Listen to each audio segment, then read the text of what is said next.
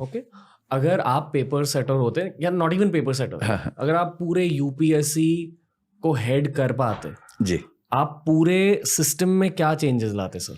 पूरे सिस्टम में I am sure this is something you have thought about at some point. I think almost every day about this. क्योंकि देखिए, पहली बात, UPSC सच में एक बहुत ही शानदार इंस्टीट्यूशन है. इस पे कोई मतलब किंतु परंतु का मामला नहीं. आप ये जानते हो कि आप देश के एक बहुत बड़े इन्फ्लुएंसर हो इस डोमेन के ना. आई नो, तो जो आप बोलोगे, मैं बहुत सोच समझ के बोल रहा हूँ जी. और मुझे ये भी ध्यान है कि 2014 के मूवमेंट में मैंने यूपीएससी के खिलाफ खूब जम के बोला था, कई टीवी चैनल से बोला था, कहा था कि UPSC is not a divine institution. मैं अपनी बात पे कायम हूँ, डिवाइन नहीं है. और ये बात सही है कि UPSC is one of the best institutions of the country. क्योंकि क्या होता है, जब आप सिस्टम चलाते हैं तो दिक्कतें अलग होती हैं. सिस्टम को क्रिटिसाइज करना बहुत आसान होता है. Since I am running an institution of my on, हम लोग 1500 लोग काम करते हैं दृष्टि में, हम लोग मिलकर चलाते हैं इंस्टीट्यूशन. क्या होता है कि आलोचना करना इतना आसान काम है. आप कोई भी एक लूप होल ढूंढेंगे, आलोचना कर सकते हैं. पर सिस्टम को चलाना इस तरह से कि उसमें एक भी लूप होल ना हो, बहुत मुश्किल काम होता है. So when I empathise with the members of UPSC as well, तब मैं ये बात कहना चाह रहा हूँ, जनरली वो कोशिश करते हैं चीजें ठीक रहें, एक्सेप्ट कभी कभी उनके कुछ मेंबर्स की राय ऐसी होती है जिससे हम एग्री नहीं कर सकते. जैसे 2008 से 14 के बीच में यूपीएससी में बहुत चेंजेस हुए, ड्रास्टिक चेंजेस हुए, जो मैं आज तक मानता हूं कि वो ठीक नहीं है. उनमें कई चेंजेस सीधे सीधे इंडियन लैंग्वेजेस के खिलाफ थे. नहीं होना चाहिए. एक लेवल प्लेइंग फील्ड होनी चाहिए. कोई भी भाषा हो, अंग्रेजी है, हिंदी है, मराठी है, तमिल है, किसी को नुकसान क्यों होना चाहिए? शहर का बच्चा, गांव का बच्चा, किसी को नुकसान क्यों होना चाहिए? पर जब आप कुछ ऐसी चीजें इंड्यूस करते हैं जो सीधे सीधे किसी को नुकसान पहुंचाती हैं, तो सवाल उठता है कि ये गलत अप्रोच है आपकी. तो UPSC in general is a good institution. This is the starting point. उनको प्रीलिम्स में मैथमेटिक्स का जो मानिया उनके दिमाग में बैठा हुआ है और जो फोबिया बच्चों के दिमाग में, उससे थोड़ा सा बचना चाहिए, है ना. इतना मैथ जितना यूपीएससी के पास चाहिए, एक आईएएस को कितना मैथ चाहिए भाई जी. क्यों उसको बहुत गहरे प्रश्न मैथ्स के आने चाहिए? उसको इतना आना चाहिए कि वो टेबल्स, ग्राफ बना सकता हो, समझ सकता हो, कैलकुलेशंस कर सकता हो, कोई रिपोर्ट आई है कैलकुलेशन से चेक कर सकता हो, उसकी कैलकुलेशंस फास्ट भी हों, यहाँ तक समझ में आता है. डेटा इंटरप्रिटेशन कर सकता हो, डेटा सफिशिएंसी देख सकता हो, डेटा मैनिपुलेशन तो नहीं लेकिन डेटा एनालिसिस कर सकता हो. ये सब पूछ लीजिए. लेकिन जानबूझ के इतना मुश्किल बनाना कि वो केवल वही लोग कर सके जिनका मैथ्स बहुत गहरा है, इसकी जरूरत नहीं है. रीजनिंग में जरूरी है भाई, अब वो पूछ ही रहे हैं. और सरप्राइजिंगली सीसेट में 2 सेगमेंट्स हैं, एक है इंटरपर्सनल स्किल्स और एक है डिसीजन मेकिंग. उस पर एक भी सवाल नहीं पूछ रहे 4-5 साल से. जबकि when you become an IAS or IPS officer, basically what you have to do is you have to take decisions, you have to communicate with the public. उस पर आप सवाल ही नहीं पूछ रहे, एक भी नहीं पूछ रहे सवाल. जबकि पहले 10 सवाल आते थे, 10 से 9 हुए, 8 हुए, उसके बाद 4-5 साल से 0 है. तो मुझे लगता है कि फोकस को लेके थोड़ा देखना है.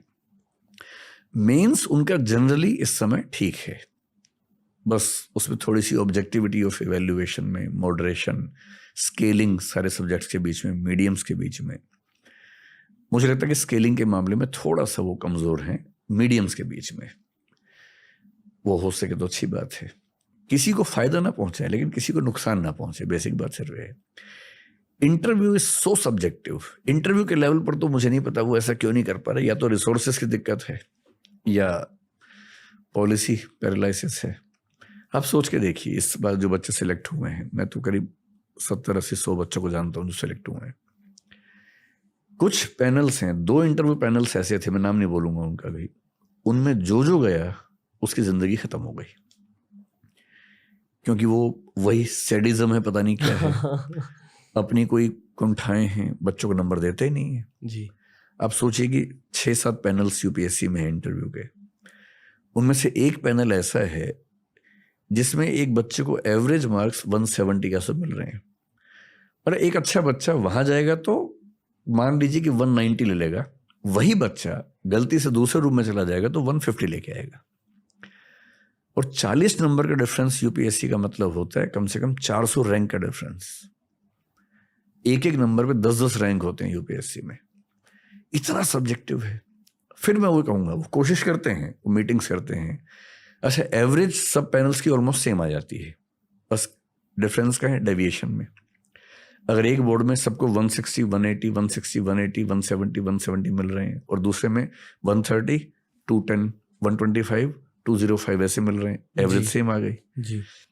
लेकिन आप किसी बोर्ड में जाएंगे तो 170 के ऊपर जा ही नहीं सकते।